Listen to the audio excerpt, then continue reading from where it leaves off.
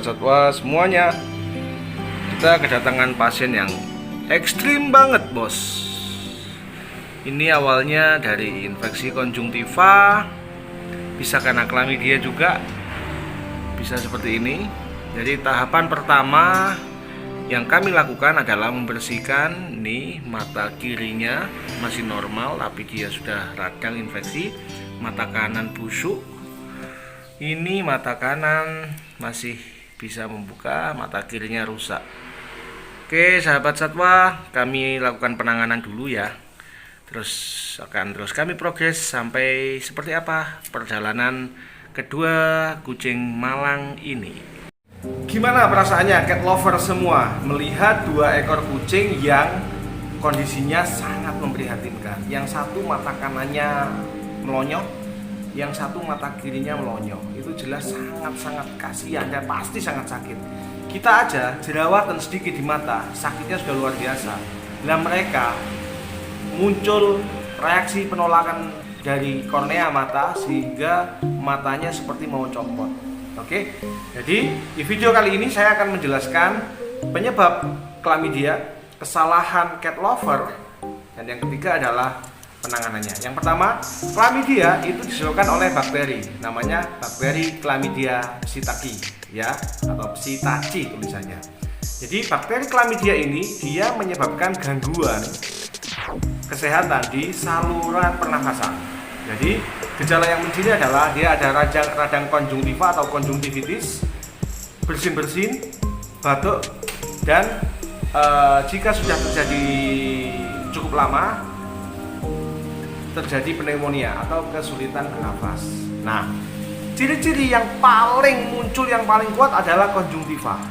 Bedanya chlamydia dengan rhinotracheotis adalah rhinotracheotis hanya atau sempit di keluarnya sneezing ya, atau bersin-bersin dan keluar ingus. Tapi kalau chlamydia, jika mata konjungtivitisnya atau radang konjungtiva ini dia terjadi sangat lama dan dibiarkan, akhirnya muncul seperti itu. Jadi awalnya chlamydia itu seperti ini.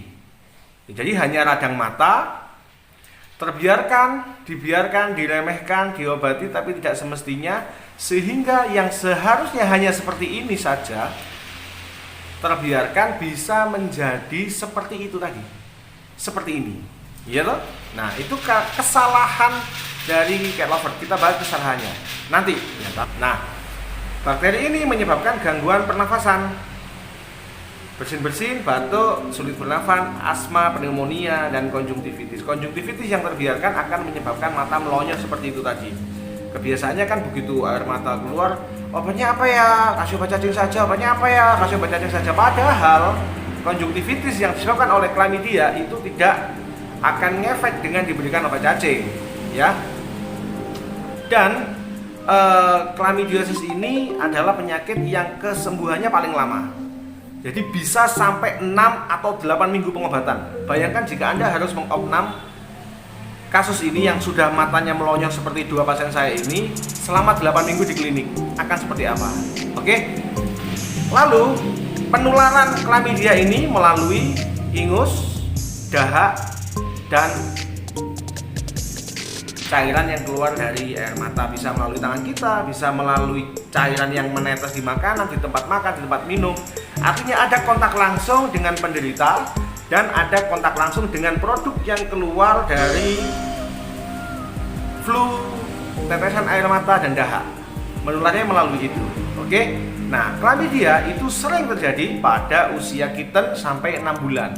Bukan berarti di atas 6 bulan tidak bisa terjadi chlamydia. Masih bisa terjadi chlamydia, tetapi yang paling banyak terjadi adalah usia kitten atau 2 bulan plus minus sampai usia 6 bulan. Jadi waspada. Oke. Nah, kesalahan yang sering dilakukan oleh cat lover adalah meremehkan atau hanya bertanya, obatnya apa ya? Nah, hanya seperti itu. Di grup Facebook, obatnya apa ya? Nah, itu nggak sembuh. Dan orang-orang pasti di situ komen, diberikan aja obat cacing, diberikan aja tetes mata XXXX, ya, nggak ngefek bos. Jadi chlamydia itu harus menggunakan antibiotik khusus, perbaikan nutrisi, kebersihan kandang, dan harus latihan bersihkan. Kesalahan yang pertama adalah bertanya, obatnya apa ya? Nah, itu yang nggak boleh.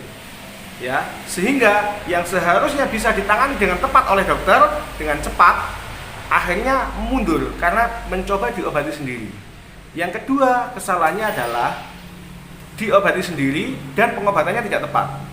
Dibelikan obat tetes yang ada di pet shop yang itu tidak sensitif terhadap bakteri Chlamydia.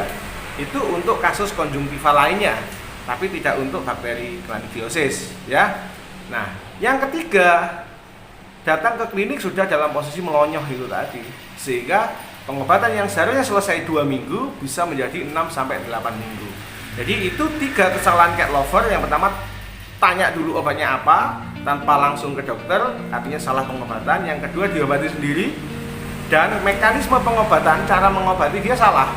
Seharusnya mengobatinya dengan bahan-bahan yang aman, ini menggunakan alkohol yang malah melukai, menggunakan tisu basah yang mengandung alkohol dan sebagainya yang malah menimbulkan reaksi penolakan, reaksi alergi, reaksi hipersensitif dari konjungtiva.